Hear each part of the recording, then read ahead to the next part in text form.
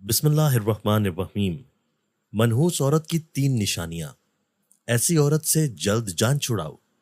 حضرت علی رضی اللہ تعالیٰ عنہ سے ایک شخص نے منحوس عورت کی نشانیوں کے بارے میں سوال کیا تو حضرت علی رضی اللہ تعالیٰ عنہ نے فرمایا اس عورت کی یہ تین نشانیاں ہوں گی۔ ناظرین، حضرت علی رضی اللہ تعالیٰ عنہ نے ارشاد فرمایا کہ منحوس عورت کے اندر یہ تین نشانیاں ضرور ہوتی ہیں۔ اگر یہ تین نشانیاں واضح نظر آنے لگ جائیں تو جلد سے جلد ایسی عورت سے جان چھڑا لو۔ ناظرین، انسانی معاشرہ مرد اور عورت کے وجود سے تشکیل پاتا ہے۔ کسی بھی معاشرے کی ترقی اور بہتری صرف مرد حضرات کی وجہ سے نہیں ہوتی، بلکہ عورت بھی بحیثیت فرد نہایت اہم کردار سر انجام دیتی ہے۔ یوں تو آج دنیا کی کوئی قوم اور کوئی مذہب عورتوں کے مقام و حیثیت اور ان کے کردار کی اہمیت سے انکار نہیں کر سکتا۔ اس لیے اسلام نے جس طرح سے عورتوں کے مقام و مرتبہ کو انسانی معاشرے میں بلند کیا ہے اور عورت کے کردار کو مذہبی، اخلاقی، معاشرتی اور سماجی ہر اعتبار سے اہمیت دی ہے، اس کی کوئی بھی مثال کسی بھی معاشرے میں دکھائی نہیں دیتی۔ اب یہ بات بھی حقیقت ہے کہ اسلام سے پہلے عورت نہایت ہی مظلوم، ہر اعتبار سے ایک ایسی زندگی گزارنے پر مجبور تھی جس میں عورت کی کوئی عزت اور اس کا کوئی نام نہ تھا۔ عورت کے وجود کو قابل ذلت سمجھا جاتا تھا اور اسے تمام برائیوں کا سرچشمہ جانا جاتا تھا۔ اس کے بعد اسلام کی آمد عورت کے لیے غلامی، ذلت اور ظلم سے آزادی کا پیغام تھی۔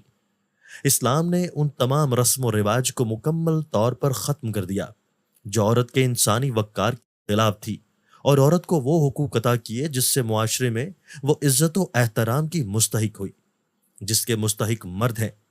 محترم ناظرین، اسلامی تعلیمات کے لحاظ سے عورت کا تو پہلا روپ ہی اس دنیا میں رحمت ہے۔ بیٹی بن کر پورے خاندان کے دلوں پر راج کرتی ہے، بہن بن کر بھائی کی سچی اور مخلص دوست اور ماں کا بازو بن جاتی ہے، اور جب بیوی بنتی ہے تو ہمیشہ ساتھ نبھانے والی اور ہر دکھ اور سکھ کا ساتھی بن جاتی ہے۔ تو اللہ تبارک و تعالیٰ اس کا مرتبہ اس قدر بلند کر دیتا ہے کہ جنت کو اٹھا کر اس کے قدموں میں رکھ دیتا ہے۔ حضرت علی رضی اللہ تعالیٰ عنہ نے ارشاد فرمایا کہ مرد کی مردانگی کی سب سے عظیم اور بلند تر سطح یہ ہے کہ کسی مرد کی وجہ سے کبھی بھی کسی عورت کی آنکھوں میں آنسو نہ آئے۔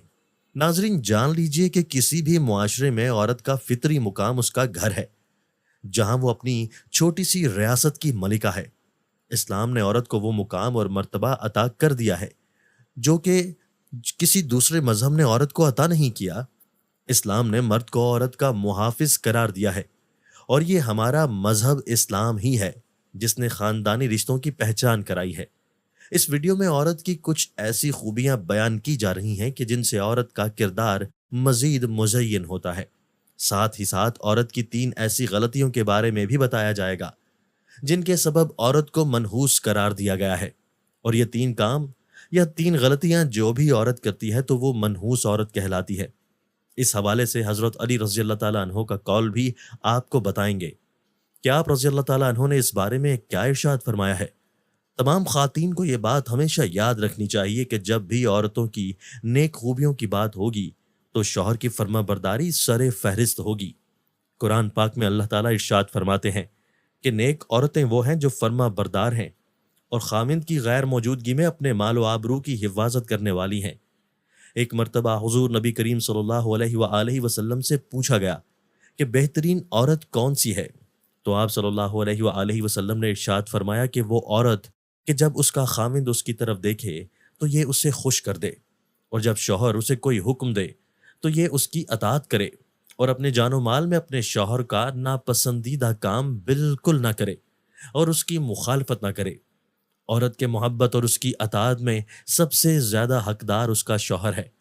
اس کا اندازہ اس بات سے بخوبی لگایا جا سکتا ہے کہ نماز عبادت کی نہایت اعلیٰ قسم ہے اور سجدہ اس کی چوٹی ہے، لیکن اسلام نے شوہر کا مقام و مرتبہ واضح کرنے کے لیے اتنی اونچی مثال بیان کی ہے کہ سیدنا ابو ہریرہ رضی اللہ تعالیٰ عنہ سے روایت ہے کہ نبی کریم صلی اللہ علیہ وآلہ وسلم نے فرمایا کہ اگر میں اللہ تعالیٰ کے سوا کسی اور کو سجدہ کرنے کا حکم دیتا تو بیوی کو اپنے شوہر کو سجدہ کرنے کا حکم دیتا۔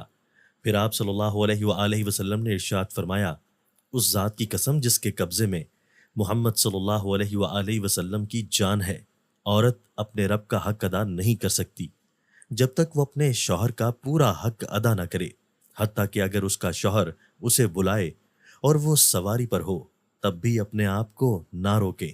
حدیث مبارکہ میں ہے کہ جس شوہر کو اپنی بیوی سے تکلیف پہنچتی ہے، جنت کی حوریں اسے بددعا دیتی ہیں۔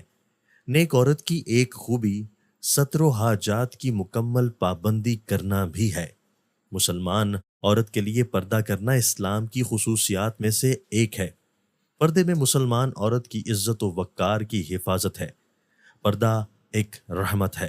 اسلام نے عورت کو انتہائی بیش قیمتی سرمایہ قرار دیا ہے، اس لیے اس کی حفاظت کا خصوصی انتظام بھی کیا ہے۔ زمانہ جاہلیت میں پردے کا کوئی رواج نہیں تھا، اور یہ صرف اور صرف ایک اسلامی حکم ہے، یعنی اسلام نے پردے کا حکم نافذ کیا ہے۔ خواتین یہ بات بھی جان لیں کہ ان کے لیے اپنے شوہر کی اطاعت کتنی اہم ہے۔ قرآن و حدیث میں اس کی تاکید اس طرح سے آئی ہے کہ جو کام بھی کرو اس میں اپنے شوہر کی اجازت حاصل کرو۔ اس سلسلے میں چند احادیث یہاں پیش کی جا رہی ہیں۔ نبی کریم صلی اللہ علیہ وآلہ وسلم نے ارشاد فرمایا کہ کوئی عورت اپنے شوہر کی موجودگی میں اس کی اجازت کے بغیر نفلی روزہ نہ رکھے۔ اس کے علاوہ بھی چند نیک خوبیوں کا ذکر کریں گے، لیکن پہلے آپ کو حضرت علی رضی اللہ تعالیٰ عنہ کے فرمان کے مطابق بتاتے ہیں کہ بدبخت اور منحوس عورت کی 3 نشانیاں کون کون سی ہیں۔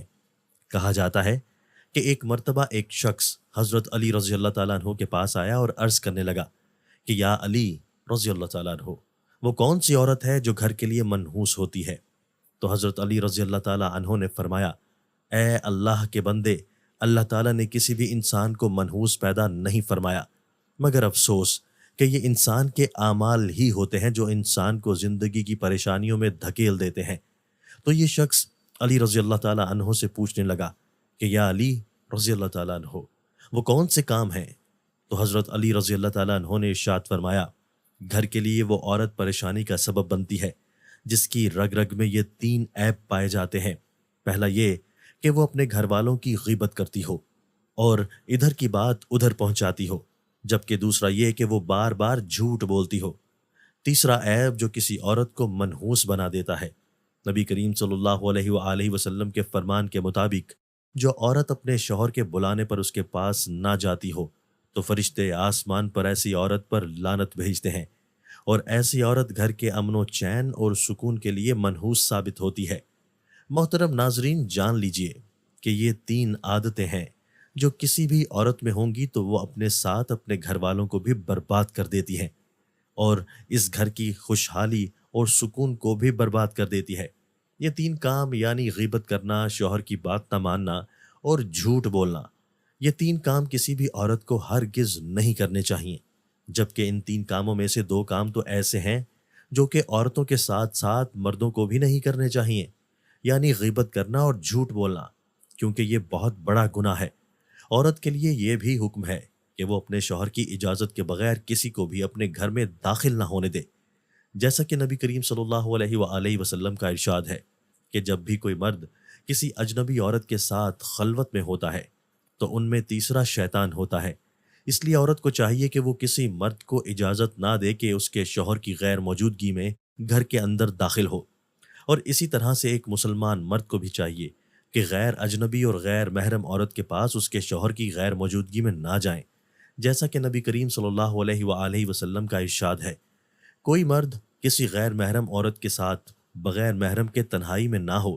اسی طرح عورت کے لیے بھی ضروری ہے کہ وہ شوہر کی اجازت کے بغیر کسی غیر محرم سے بات نہ کرے۔ اس سلسلے میں ارشاد باری تعالیٰ ہے کہ اے ازواج مطہرات، تم دیگر عورتوں کی طرح نہیں ہو، اگر تمہیں خوف ہے بس تم اپنی آواز میں لچک پیدا نہ کرو کہ جس سے مریض دل انسان اپنے دل میں لالچ پیدا کر بیٹھے، اور تم بھلی اور درست بات کرو۔ معلوم ہوا کہ عورت کی آواز میں بھی پردہ ہے، اور وہ ان شرائط کے ساتھ اجنبی مرد سے بات کر سکتی ہے۔ نمبر 1، آواز میں لچک، شیرنی اور مٹھاس نہ ہو۔ نمبر 2، صرف ضرورت کے وقت بات کریں۔ نمبر 3، پردے میں رہ کر بات کریں۔ دعا ہے کہ اللہ تعالیٰ ہمیں دین اسلام کو درست طریقے سے سمجھنے پر اور اس پر عمل کرنے کی توفیق عطا فرمائے، اور ہمیں برے اعمال سے محفوظ فرمائے، آمین۔ ناظرین کمنٹ باکس میں اللہ تعالیٰ کے 99 ناموں میں سے ایک نام ضرور ٹائپ کریں. شکریہ.